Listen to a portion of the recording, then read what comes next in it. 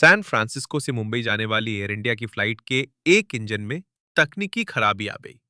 इस वजह से मंगलवार को कोलकाता के हवाई अड्डे पर विमान के निर्धारित ठहराव के दौरान यात्रियों को उतारना पड़ा। फ्लाइट ए 1:80 समय पर 00:04 हवाई अड्डे पर पहुंची, लेकिन बाएं इंजन में तकनीकी खराबी के कारण उड़ान में देरी हुई। लगभग 22:22 विमान से सभी यात्रियों को उतरने के लिए कहा गया। विमान के कैप्टन ने यात्रियों को बताया कि उड़ान सुरक्षा के लिहाज से यह निर्णय लिया गया।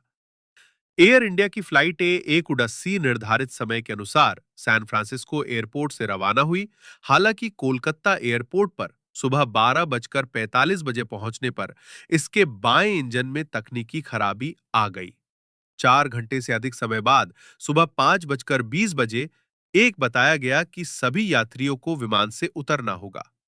घटना 5 दिन पहले अहमदाबाद के सरदार वल्लभ भाई अंतर्राष्ट्रीय हवाई अड्डे से लंदन के गैटविक हवाई अड्डे के लिए उड़ान भरने वाले एयर इंडिया के विमान AI 171 के उड़ान भरने के कुछ ही सेकंड बाद बीजे मेडिकल कॉलेज के छात्रावास भवन से टकराने के बाद हुई। दुर्घटनाग्रस्त हुए एयर इंडिया के विमान में 230 यात्री, 10 केबिन क्रू सदस्य और 2 पायलट सहित 242 लोग सवार थे। ब्रिटिश नागरिक विश्वास कुमार रमेश को छोड़कर सभी की मौत हो गई थी।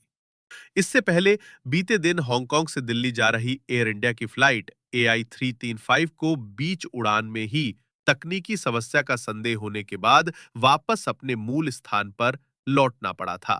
बोइंग 787-8 ड्रीमलाइनर की ओर से संचालित यह फ्लाइट AI 315 हांगकांग से दिल्ली के लिए रवाना हुई थी। बोइंग 787-8 ड्रीमलाइनर विमान का इस्तेमाल भारत में एयर इंडिया की तरफ से किया जा रहा है। इससे पहले रविवार को लंदन के हीथ्रो हवाई अड्डे से चेन्नई के लिए रवाना हुई ब्रिटिश एयरवेज की उड़ान BA-35 ने उड़ान भरने के कुछ ही मिनटों बाद तकनीकी दिक्कत महसूस की थी।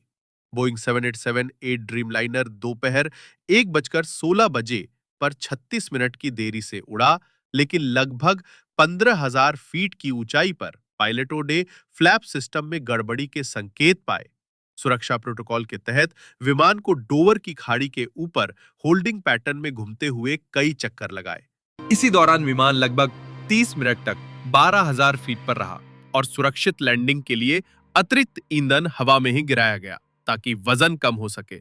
कुल लगभग 1 घंटा 45 मिनट बाद विमान ने हीथ्रो के रनवे पर सुरक्षित लैंडिंग की। सभी यात्रियों और क्रू को सकुशल उतार लिया गया।